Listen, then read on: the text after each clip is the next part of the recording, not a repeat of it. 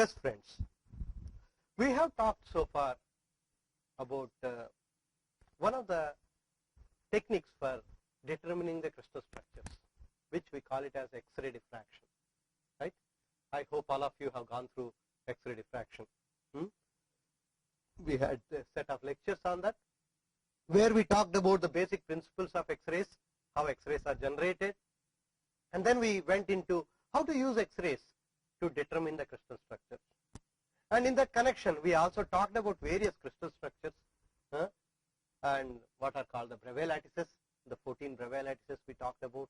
And then we also talked about how to identify a particular crystal structure using X-ray diffraction pattern. We looked at even in X-ray diffraction also there are different techniques. There are techniques such as Lave technique, rotating crystal technique. We also talked about what is called powder diffraction. And mostly the most common thing that people use nowadays is what is called a powder diffraction. Okay? And if you do a powder diffraction, you get a pattern like this. Okay? A certain number of peaks. And by looking at these peaks, by looking at the position of these peaks, because if I look at this x-axis is 2 theta and y-axis is intensity. Right?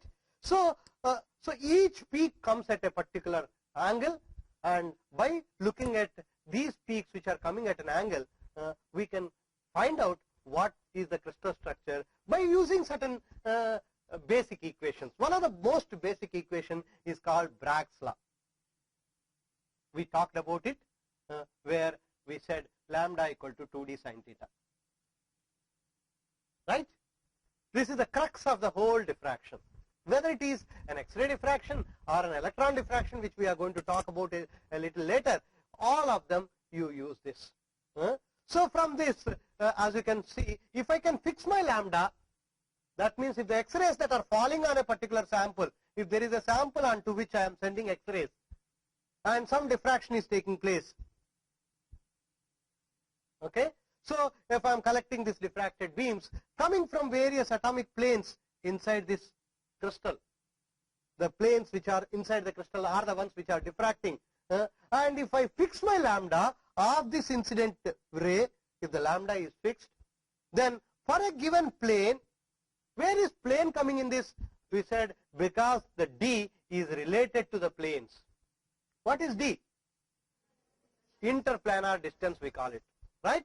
So as I told you, I will ask you a question. Please raise your hands. So D is related to the planes in a way that there are different formulae for different crystal structures. For cubic, we can say D is A by square root h square plus k square plus l square. This is for D of HKL for cubic. For tetragonal structure, for orthorhombic, you have different rules like that, different equations, but this is for a cubic structure. And once I know this, I know that D is connected to HKL for a given A. A is the lattice parameter, right? So as a result, for a given HKL, there is a given theta. Once your HKL gets fixed, then the theta gets fixed because lambda is already fixed. So there are only 3 variables in this whole equation. One is lambda, one is D, and is theta. So once I fix my lambda, the theta gets fixed for every HKL. If I change the HKL, for example, if I take the 111 plane, it will have certain theta. If I take the 200 plane, it will have some other theta. If I take the 220 plane, it will have some other theta. Because the moment plane is changed, then the D is changed and the theta gets changed. And we also talked in the previous classes that for a given crystal structure, only certain planes do exist in the diffraction pattern. Not all planes do exist. We call this as an extinction condition. There is a condition which decides whether a particular plane exists in a diffraction pattern or it does not exist. And this condition, we derived it from what is called an equation which talks about structure factor. If you recollect, we used a formula called F equal to capital F equal to small f into e power 2 pi I hx plus ky plus lz. This is what we call it as a structure factor, and from the structure factor we derived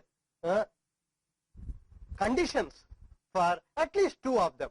For BCC we have derived, for FCC we have derived, and we said that from that I can say that if I have an FCC crystal and if an X-ray beam goes through that and a diffraction takes place, there are only certain planes which will appear in the diffraction pattern which satisfy a particular condition, and that condition we said is that HKL should be unmixed, right? What do I mean by unmixed? They should be either complete, either all of them are odd or all of them are even. Okay? If if H is even, K and L are odd, or if HK are even, L is odd, you will not see such a plane giving a diffraction. What does that mean? That means such a plane does not give a diffraction, means that the structure factor for that plane is 0. What is the connection between structure factor and plane being existing? Because, what is the connection? Anybody knows? Raise your hands. What is the connection between structure factor and a plane being existing? Anybody? The connection is the intensity of the peak is connected to structure factor. What is the relation? F equal to F, I equal to F square. I is the square of F. As a result, if F is 0, I is 0. That means for a particular plane, if F goes to 0, then I can say that plane will have 0 intensity. 0 intensity means peak is not there. So all those planes which do not satisfy this condition will have their structure factor being 0, and then why structure factor goes to 0, we have derived it in one of the previous classes. If you go through your notes, you will see that, and we have actually talked about it for the FCC, and we took the various positions, X, Y, Z are the atomic positions. In FCC, how many atomic positions are there? How many lattice points FCC has? Tell me how many lattice points FCC has? 4. Please remember, I am using a term called lattice points. We have been used to a term called number of atoms per unit cell. And this is something which is actually wrong. Nobody should say number of atoms per unit cell, because what you have at each of the corner and at the face centers need not be always one atom. There are so many structures that I am aware of where at each corner there are more than 100 atoms sitting. A molecule having more than 100 atoms sitting at each of the corner. For example, let's say there are 250 atoms molecule sitting at each of the corner and each of the face center. Then if I ask you this question, how many atoms are there in FCC unit cell? You should say it's 4 into 250. 1000 atoms per unit cell. Because at each corner there is 250 atoms. At each face center there are 250 atom molecule. So there are 4 molecules sitting per unit cell, but there are 1000 atoms sitting per unit cell. So you cannot use this term 4 atoms per unit cell, but there are 4 lattice points per unit cell. There are 3 lattice points corresponding to the face centers. There is 1 lattice point corresponding to the corner. So finally it boils down to 4. And these 4 are, if I give certain coordinates to them, I will call it as 0, 0, 0, half of 0, half, 0, half, and 0, half, half. If I want to define them as coordinates, and these are the coordinates. The last 3 are the face centers, and the first one is the corner. You may say, sir, there are 8 corners. Why are you simply using one position there? Because all 8 corners are contributing only for 1 lattice point. Because it is 1 by 8 divided by 8 will give you 1 lattice point, right? And as a result, I need to only consider it all the 8 put together as 1. And the easiest one to consider is 0, 0, 0. You can also call it as 1, 0, 0. You can also call it as 0, 0, 1. It all means basically the same. So that's why we simply call it as 0, 0, 0. And these are the face center positions. So that is how we consider those 4 points into this, and then derived it, and finally got this for the FCC. I hope you remember this whole derivation. And similarly we did it for BCC, and we found that for BCC what was the condition? Anybody can say? Yes, yes. H plus K plus L is even. There is a difference between these two, friends. HKL are even. All of them need not be even. For example, 110, if I take it, 1 plus 1 plus 0 is 2. And is that even? Yes, it is even. And 110, if I take individually, each of them are not even. 1 is odd, another 1 is also odd, then 0 is even or odd? 0 is always considered as even for some reason. Okay, so it's considered as even, so we call it as even. So that means you see in 110, 2 are odd, 1 is even. In spite of that, H plus K plus L being even, in BCC that condition works. So in BCC, the planes that you get, these things that I have just now written, these three are for the FCC. 111, 200, 220. And if I write it for a BCC, it turns out to be 110, 111. You will not see it in BCC. Why I don't see it in BCC? Because if I add all of them, I get an odd. And if I get odd, F becomes 0. That also I think we have proved it when we derived the whole structure factor equation, right? So as a result, we can say that this particular 111 will not exist, and 110 does not exist in FCC because all of them are not even, or all of them are not odd. For example, 111 case, because all of them are odd, I am able to see 111 in FCC. 110, I will not see it. And the next one in a BCC is 200. Again, summation is even. The next one is 211. Summation is even. 210 will not exist. Will not exist. It neither exists even in FCC because not all of them are even or odd, right? So you can see, so H plus K plus L should be even. This is for BCC. This is for F, right? And this is how we have found out. And we found out that these are the, once I look at the diffraction pattern. In fact, there is very easy way, one day, hopefully, by the time you all come to the next year, you would have an X-ray diffraction unit here. Very soon, I heard that they are planning to buy. And once they buy it, you will have it here. And when you do an experiment, they will give you a small piece of aluminum or a piece of copper or something or an iron, and then ask you to do a diffraction experiment. And when you do the diffraction experiment, you will get peaks like this, and they will ask you, can you index these peaks? Tell me which peak is what. How do I do it? We also talked about it in the last class, in one of the previous classes, where we talked about crystal structure identification. We said, how do I find out this peak is this peak is this peak is this? Each peak corresponds to one HKL. That much I know. Why? Because it is coming from this equation, and D is coming from a particular HKL. So that means different thetas means different Ds means different HKLs. Because A is the same. The lattice parameter for the whole diffraction pattern is the same, because this diffraction pattern is coming from one single material. That material has a fixed structure and it has fixed lattice parameter. As a result, this particular diffraction pattern will always have the same lattice parameter.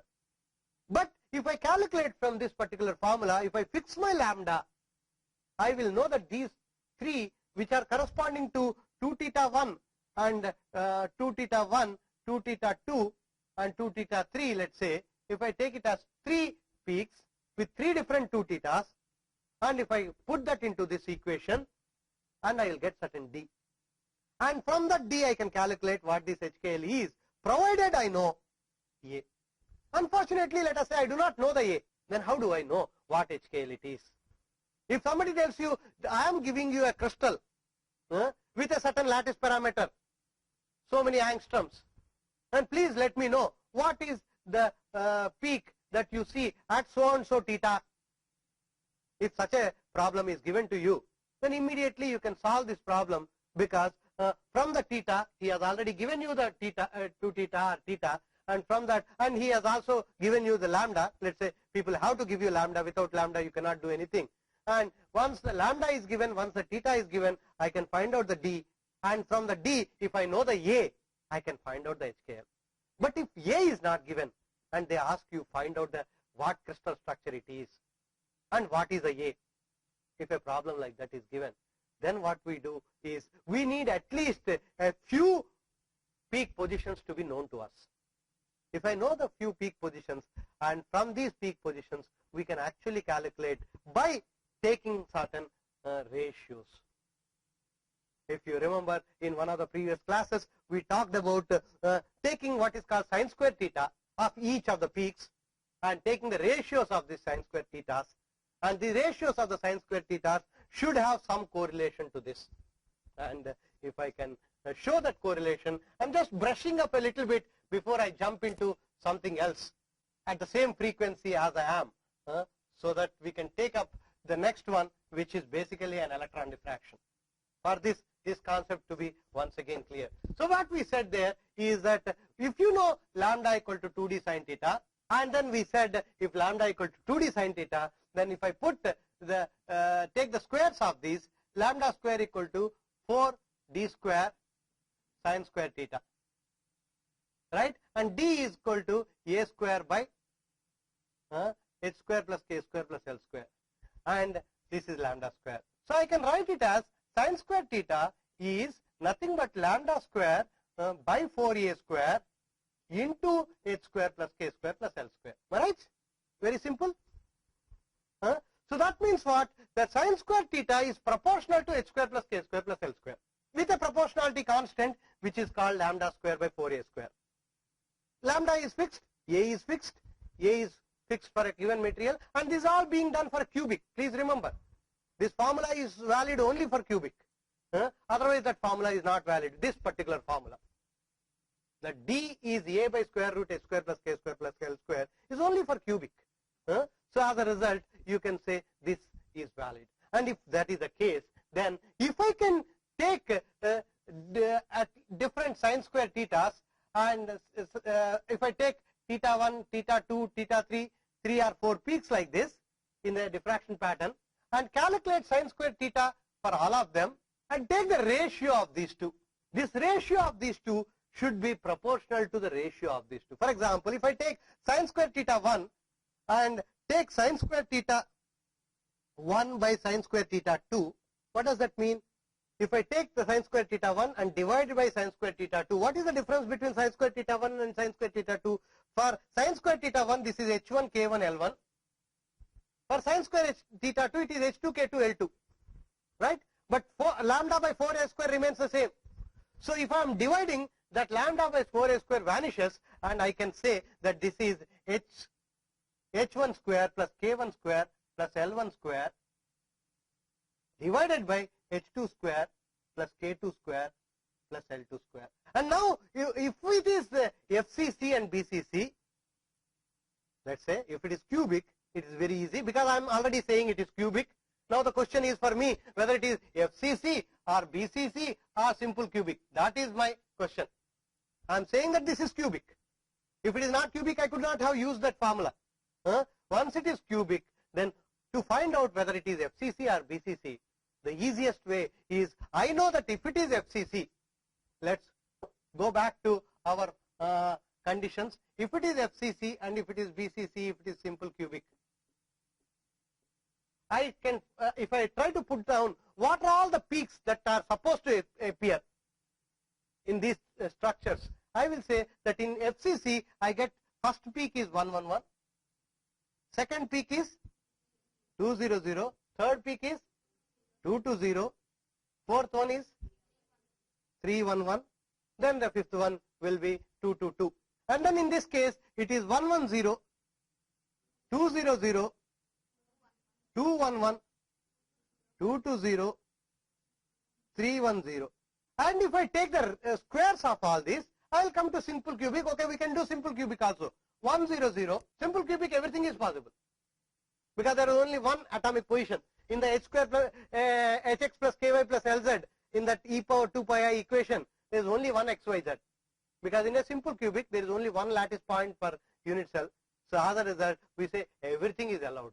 Okay, there is no specific extinction condition.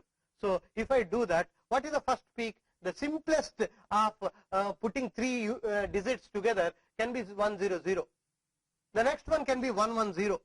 The next one is 111. Then I can say 200. Then 210. Then 211. Like this I can go on. I keep on looking at what is the next biggest number, next biggest integer. Okay? And keep on adding all the integers. And if I do this, now if I find out, because in this equation squares are coming, h square plus k square plus l square, I should try to consider the squares. So if I take the squares here, I will put down on the left side in each case, or possibly on the left side on each case, the squares. Summation of all the squares is 3. This is 4. This is 8. This is 11, 12. Here it is 2, 4, 6, 8, 10. You see, this is going in a very systematic fashion. The difference is always 2, whereas it is not so. If you carefully observe, it is 3, 4, 8, 11, 12. And this is what we call it as a fingerprint of FCC. 3, 4 means two peaks which are very close to each other. 3 and 4 are peaks which are close to each other. Then 11 and 12 are again close to each other.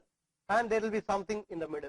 So if I am looking at a FCC pattern, you will always see two peaks next to each other, two peaks again close to each other, then one peak in the middle. And then again you will see one peak separated, again two peaks, again one peak, again two peaks. You will, if you keep on continuing, you will exactly see this kind of a pattern. 2, 1, 2, 1, 2, 1. This is a standard FCC pattern. If you look at it. Whereas a BCC would be, okay, they will all be equally spaced. They will be more or less equally spaced patterns. You may ask, sir, what is the connection between this number and this?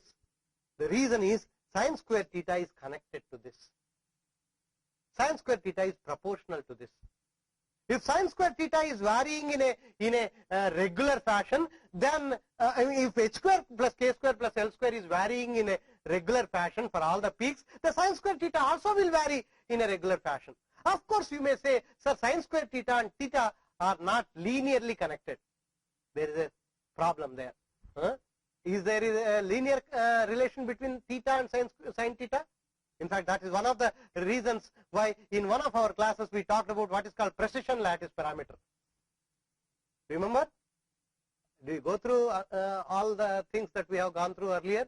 So one of our earlier talks was on precision lattice parameter calculations.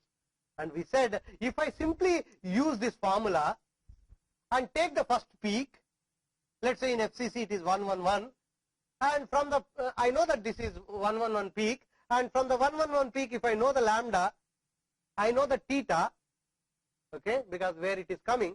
So from the theta and knowing that it is 111, I can find out the A, right? It is very easy. So if I find out the A, I would say that I have found out the lattice parameter of the FCC crystal. But that lattice parameter will not be an accurate lattice parameter.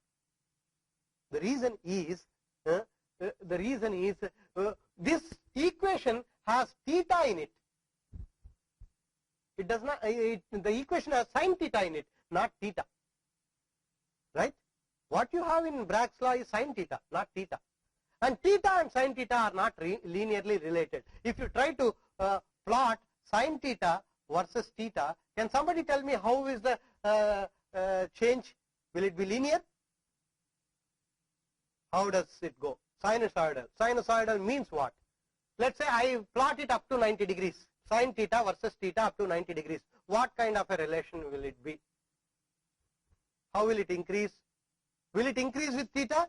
Sin theta? Increases with theta? Sure? Confident? Okay. I mean, still I am not hearing from all of you. Does sin theta increase with theta up to 90 degrees? Yes, very good. So if so, how? Anybody who can draw it in your notes and show me? You are all supposed to have completed at least two math courses by now. 2 or 3 math courses. That is a simple relation, theta versus sin theta. Yes, who can tell me? how does sin theta change with theta up to 90 degrees? Anybody ready? Raise your hands. I thought this is a very simple problem. Shown it right, and I suppose some of you also must have shown it. It starts from 0 and then goes almost like this. That means it is not linear. It increases at a rapid pace in the initially and then slows down and more or less becomes flat towards the end. And this is one of the problems, and as a result we talked about what is called precision lattice parameter calculations. We said if I choose a peak with low angle, if I choose another peak with a high angle, the accuracy of my lattice parameter calculation is higher if I choose a peak with a higher angle than choosing a peak with a lower angle, we said. The reason is that if there is a small error in my measuring the theta of this peak, if I make a small mistake in measuring the theta position, then you will see a small delta theta error in this will cause a certain error in my sin theta, right? An error in theta will correspond to an error in sin theta. Similarly, if I do it at higher angle, again a similar delta theta error will cause a smaller error, because this is becoming flat more or less. The error in sin theta becomes almost negligible even for a larger error in theta if I am choosing a higher angle peak. So if you want to somehow calculate the lattice parameter, it is always better to choose a higher angle peak, because even if I make a small error in measuring the theta, because measuring the theta, there are always errors in measuring the theta. You may get it up to first decimal, or you may get it up to second decimal. Depending on how many decimals you are able to get accurately the theta, that is going to decide how accurately you are able to get the lattice parameter. Because lattice parameters are always given up to the third decimal. I say that, for example, copper has a lattice parameter. If I say of let's say I do not know whatever the number is, let's say 3.604 angstroms, if I say. So whether it is 3.604 or 3.61 or 3.615, it matters.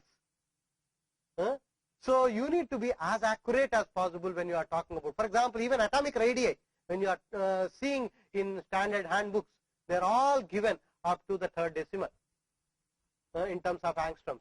So one need to have as accurate measurements as possible when you are talking about lattice parameters, and that you can see the error in the theta is gets reflected in the error in the sin theta, and that error in the sin theta is very small because this curve is becoming flat. Because this curve is steep here, a small change in theta will cause a large change in the sin theta. And a large change in the sin theta basically means a large change in the A, because that is what I am putting here. I am putting only sin theta here. I am not putting theta here. So a small mistake that I do in theta will cause a large mistake in the sin theta, and that will cause a large mistake in D, and that will finally cause a large error in A. So if I want to get a more precise A, okay, I need to use that. So this is what basically we are talking about it, and if we want to find out the particular crystal structure, what we do is take these things and then take the ratios of this.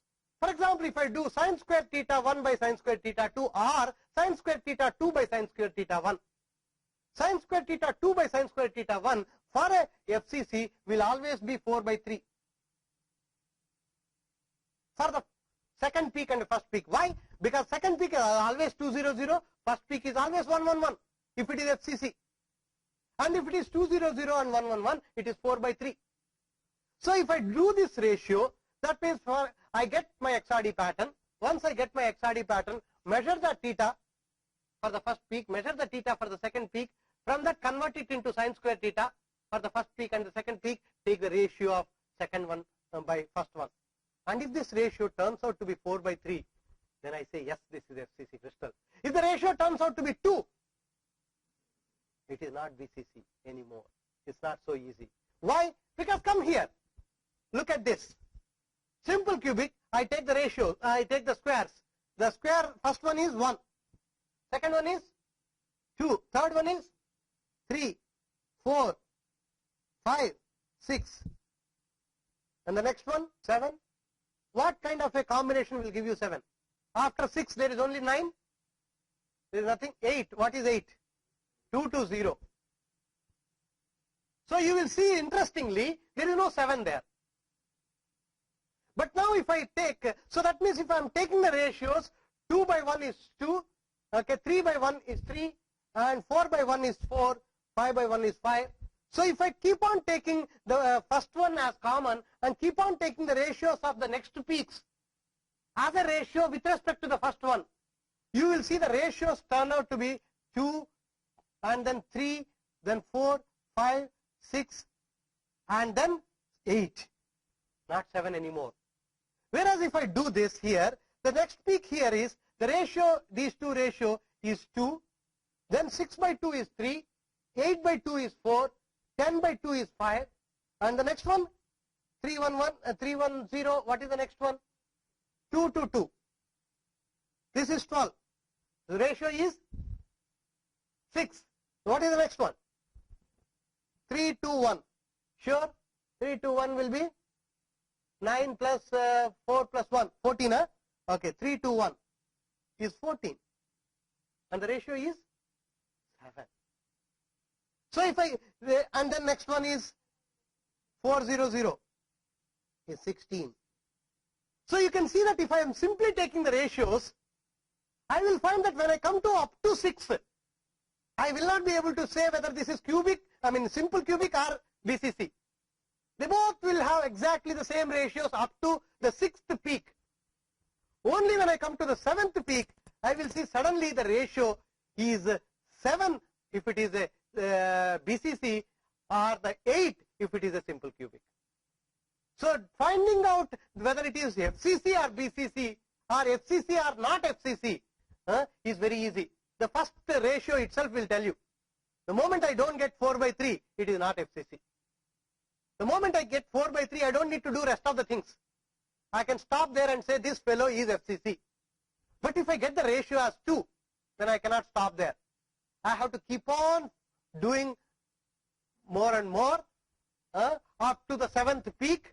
And so if very simple is if I get ratio as 2, I don't need to do the rest. I immediately go to the 7th peak and take the ratio of the 7th peak versus the first peak. And if that ratio turns out to be 7 or 8, then I find out whether it is simple cubic or BCC. This is how we can find out which crystal structure it is. Simply by looking at, only thing that I need to know is theta. I don't need to know anything else. Of course, I need to know the lambda. Okay? Of course, I need to know the lambda only if I want to find out the A. If I want to only find out the crystal structure, what crystal structure is, you see in this whole thing, what did I take? I only took theta. If there are 7 peaks, 7 thetas, and convert them into sine square thetas. I did not do anything else. I am simply taking the ratios. Right?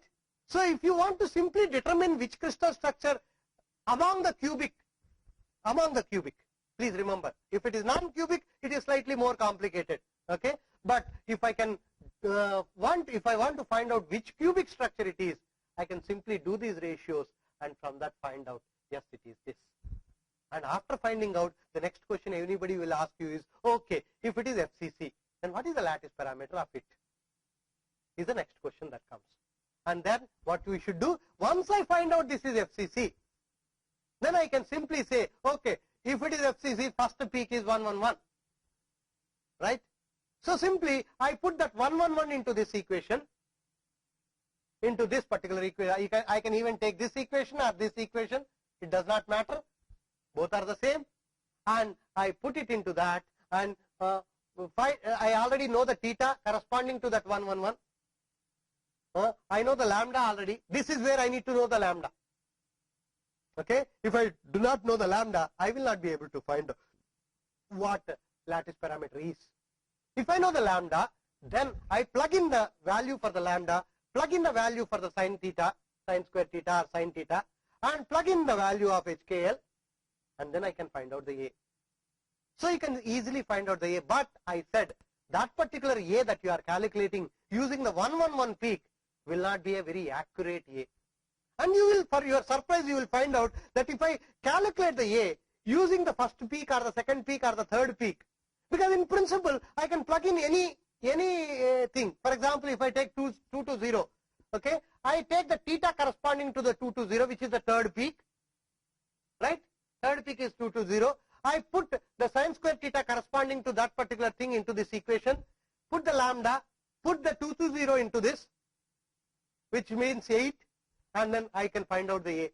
That A that I am calculating with 220 and the A that I am calculating with 111, if I compare the two, you see small differences. And the difference is coming because of these problems. Okay, the small error problems. And the one that you have calculated with 220 is more precise than the one that you have calculated with 111. And there are certain other ways of finding out, which we called it as Nelson relay function. If you can brush up your previous notes, you will see that there is something called Nelson relay function, which means basically I take all the thetas and plot,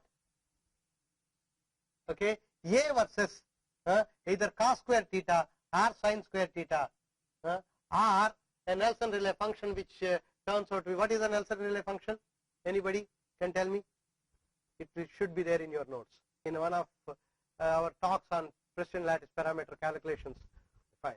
So that means you have not come up to the Precision lattice parameter. That will be anyway will be shown to you. So if you take up that and plot it, you will be able to get more precise. For example, if I plot A versus cos square theta, and you will see that it will have a function like this, and wherever this cos square theta goes to 0, that particular value will corresponding to most accurate lattice parameter. And these things are all covered. You will see that. So this is how we find out not only the crystal structure, we also find out how the lattice parameter is calculated. From now we will jump into, we also said in the previous classes that we can not only find out the crystal structure, we can also find out many other things using X-ray diffraction.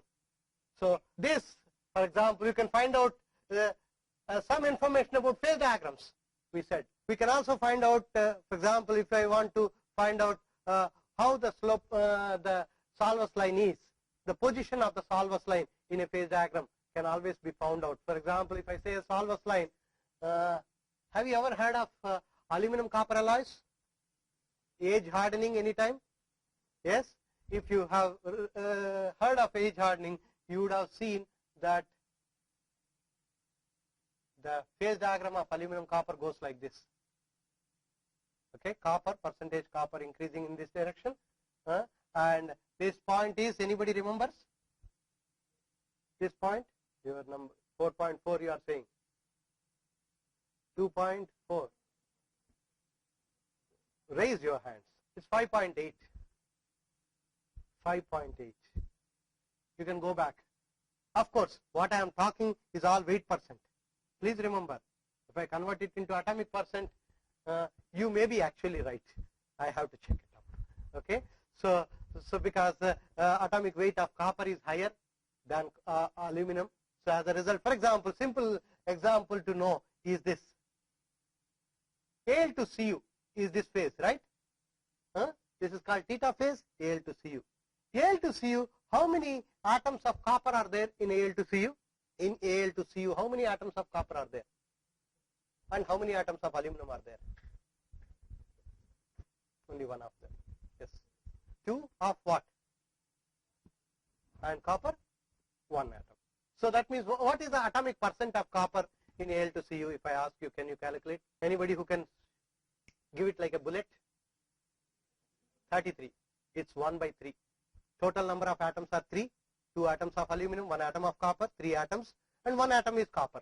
1 by 3 is what it is. 33%. But if I want to find out how much of weight percent of copper is there, for example, if I want to find out atomic percent, it is actually 1 by 3. That is 33%. 33.3%.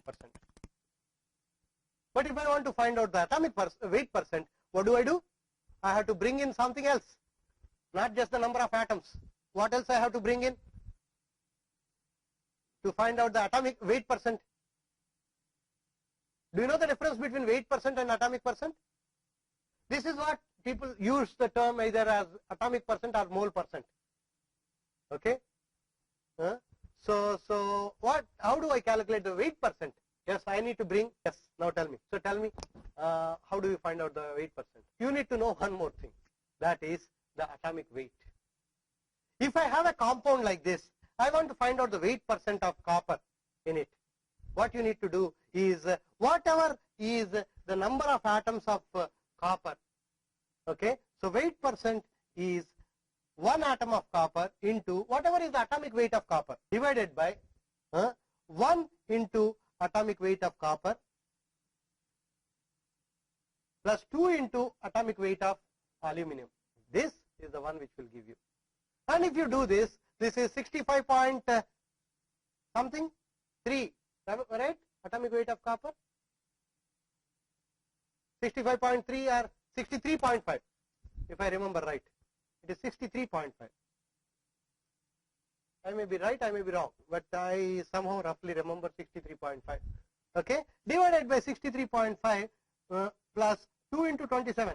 This is what will give you something very close to 55% or so. So you have a calculator with you, 54.5, something like that. So approximately 55. You see 33 has become 55. And that's the reason why, in fact, if you remember the iron carbon diagram, also we have this problem. So Fe3C, when we say, how much of carbon in Fe3C? 6.67 we say. What is this 6.67? Is it weight percent or is it atomic percent? Sure? Confident? Okay, you tell me. You may be right, but I want to be confident. It's weight percent of carbon. What is the atomic percent of carbon in Fe3C? You see, many things are very simple in life. Only thing is we somehow complicate ourselves. Sit down. Can somebody tell me? Fe3C, I am saying so easily. Yes. Last hand. Yes. 25%. Fe3C, 3 atoms of iron, 1 atom of carbon. 1 by 4. Right? So that's why, many things are very simple. So atomic percent of carbon is 25%. So from 25%, it has come to 6.67. Why? Why did this happen? It has decreased. Whereas here, from 33%, it has gone to 55. Why is this? The reason is one small thing that goes into the equation, into the weight percent equation. What is it? What is there in the 8% equation? Atomic weights.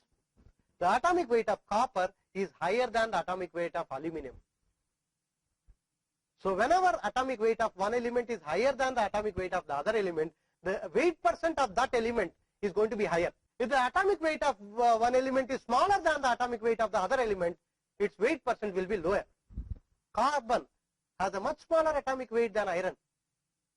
Right? All of you know what is the atomic weight of carbon? How much? Atomic weight of carbon? 12 something, 12 point something. So whereas iron is higher, something like about 50, between 50 and 60, whatever it is.